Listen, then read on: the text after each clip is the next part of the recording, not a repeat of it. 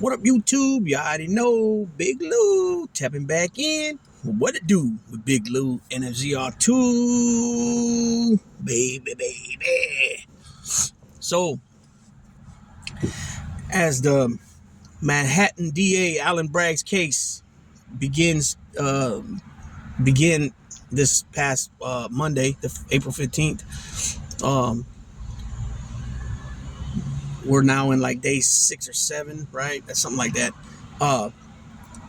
The prosecution's called the first witness, which is considered basically like a map witness, right? They're laying it all out. It's David Pecker, by the way, owner of American Media, who he also was the ex-publisher for Men's Fitness, Pregnancy, also the National Enquirer. He was the publisher for a lot of different magazines, which he stepped away from in 2020 from most of those publishing gigs. But he was the owner of American Media, and he's a longtime buddy of Donald Dump. He's a New Yorker, and he lost his pops when he was like 15 years old, 16 years old, back in the 60s. His dad was a bricklayer. Anyways, I don't know why I said that. I'm just giving you a little background of him. He's from New York, born in the Bronx, New York. And what he's outlining, he's putting out there for the prosecution and the jury on exactly how they came up with this catch and kill scheme to catch all bad publicity that Donald Trump, stories about Donald Trump, if it was with women, with people, things that people were seeing. Him supposedly had a child out of wedlock, right? A doorman said this. Also, any type of people that had grievances against him for work they done that he didn't pay them. Keep in mind, this guy, Donald Trump, has had a long, more than 5 decades history of discrimination. Not willing to rent apartments in Brooklyn to certain races of people. You know what I'm saying? Also, many people did work for this guy in his hotels, his buildings, his hotel, casino, so on and so on and so on and so forth. A bunch of different properties that he just said, I'm not going to pay him. And he done this. And he has a long history of this. Not to mention all the bankruptcies and all the inflating to get bigger loans and deflating to pay less taxes. This guy's just been entangled in nefarious types of dealings for a long time. You know what I'm saying? So Pecker explained how they did this. So what they did was they would locate people that had stories, such as Stormy Daniels, such as the other lady, I can't think of her name right now, but she's another lady that she had an affair with him for a while. McDougal. I think her name's McDougal. Her, also, there's been many other ones too. And they would catch the person and the doorman. They would locate them, speak to them, get their story, pay them for the story, and then make them sign a non-disclosure agreement. Meaning that if they spoke out again to any other source, magazine, if they brought their story to another company, media, newspaper, whatever, that they would be sued by David Pecker and them, National Enquirer, American Media, because they, violated the non-disclosure agreement. And so instead of them thinking that the stories are going to be put out by National Enquirer or whatever magazine they were representing at the time, they would not put it out in their product, in their production of their next coming magazine, and they would kill it. So they would catch it, kill it. And they did this, and he admitted on the stand that they did this in order to keep Trump from getting any negative publicity, so that it didn't damage him in the 2016 election. Now, on top of that, they were also putting false stories out in the National Enquirer and things that about Ted Cruz, that his dad was involved in the JFK assassination, that Ted Cruz had a bunch of mistresses, and that his name was found in Madam's books, stuff like that. So they were working in double ways. They were smutting up his opponents, and then they were catching bad, publicity stories from other people that could possibly damage Trump going further in the election. So it's not looking good for Trump. I mean,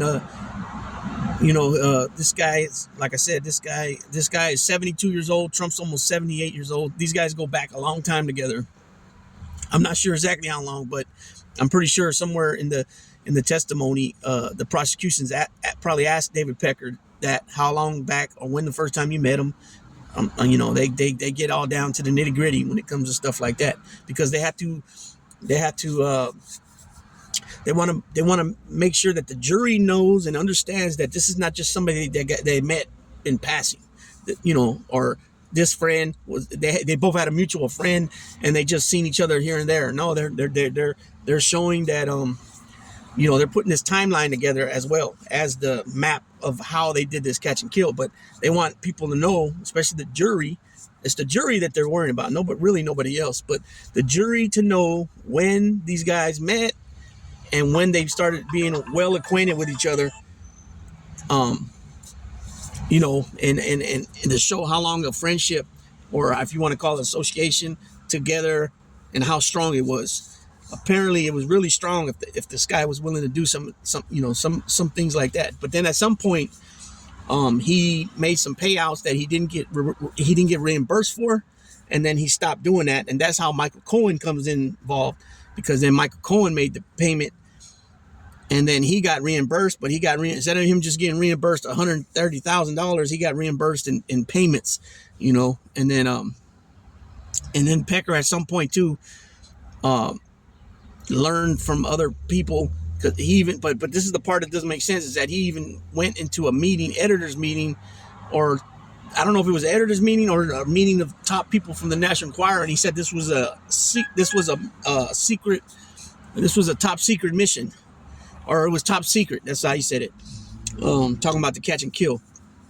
But at some point, somebody told him that this is illegal, because he was also making sure that their books were changed too. Falsifying documents is a misdemeanor in New York, business documents. But then when you're doing it for another crime, then it becomes a felony. And that's what Donald Trump's looking at right now. So he's got 34 counts of misdemeanors for falsifying business documents in furtherance of covering up another crime. So, here in California, if you had 34 counts of it, they would arrest you on 34 counts of it. But at the end of the day, you wouldn't get convicted if they, you took a deal on it. You definitely wouldn't plead guilty or no contest to all 34 counts. It would probably be limited down to whatever the felony is. The misdemeanors won't even count no more. But if you say you did have 34 felonies, then they would make you plead to 3 of them. You know what I mean? And drop the rest, and they would hit you with a midterm, and then 2 counts. The other 2 counts would only be a third of the midterm. So most charges, the midterm usually is 2 years. That's the least charge for a prison term here in California. It's usually two years. So 16 months low, 2 years mid, 3 years high. So they would give you 2 years, the midterm, and then a third of the midterm for each of the next 2 counts. So that'd be 8 months and 8 months. So that'd be 16 months. So you'd have 40 months you would have to do. 40 months with half, which is 20 months. And then when you get out, you'd be on 3 years parole. Well, actually, for that kind of charge, it's not violent. So if you didn't have no violence on your record, you won't even go to prison. You do it in the county jail. And it's a program here called AB 109, There's some guys that go straight to county jail, and they do their prison term in the county jail, and then they get out and they have to report to probation office for the AB 109. There's also one where you go to prison on the charges, but when you get out, you're not on parole. You're on probation as well, and that's called PRCS, post-release community supervision. So the only way you're going to get out on parole is if you went in for a violent crime or a strikeable offense, which means it either was violent or it could have led up to violence. So in other words, if you catch a residential burglary, you go into somebody's house, but nobody was home, that's a strike. It's a strikeable offense. But then but it's not considered violent because nobody was there. But if somebody was there, it could have led up to some violence. So that's how that breaks down. But again, back to the story. A lot of people were thinking Michael Cohen was going to be the first witness, and no, it's David Pecker. Michael Cohen comes with some baggage, because he did lie to the, one of the committees in the House of Congress. And from my understanding, it was something like, instead of it, they knew there was like 10 times. He lied about it. They asked him some question about how many times was this done. I think he said something about Russia, with something to do with Russia. How many times did he not go to Russia, but how many times did something be spoke about a Russian deal? I think it was, and he said 3 times, and it was like 10 times that they can prove at least, and so they got him for perjury. They got him for perjury on that, and then he had something to do with taxes or something too. And so anyways, so they decided to go with Pecker. Because Pecker is the bigger fish here, right? Pecker's the one that runs the company, the publisher that publishes articles for all these different magazines, so he is obviously he was really, right there on the fundamentally at the beginning of this catch and kill program. So,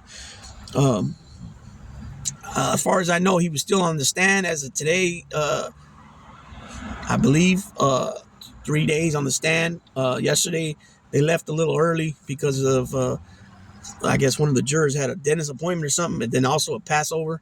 And so I'll be paying attention to what's going on, and I'll be coming back to you guys and letting you know what's going on. I got a few videos already lined up, back to back right after this one, on different things, on Puff Daddy, a little more boxing, and also the aid bill was signed for Ukraine, Israel, Taiwan, and but no border money in there. And I'm gonna give my perspective on that. So with that being said, Big Lou tapping out.